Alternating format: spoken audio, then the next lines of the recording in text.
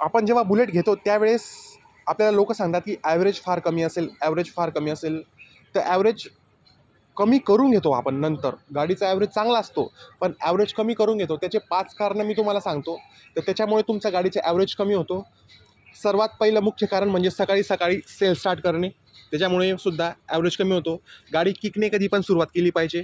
त्याच्यानंतर जे फिल्टर असतं ते आपण कधीच पाहत नाही, साफ करतच नाही. दर 6 महिन्यांनी फिल्टर चेंज होऊन जायला पाहिजे, या तर 3 महिन्यात त्याला साफ केलं पाहिजे.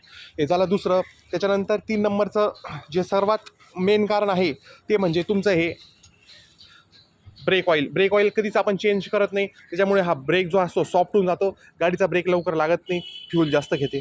त्याच्यानंतर अजून सर्वात महत्त्वाचं म्हणजे रेस देणं. प्रत्येक वेळेस आपण काय करतो, बुलेट आहे म्हणजे आवाज जास्त झाला पाहिजे म्हणून रेस दे, रेस दे, रेस दे.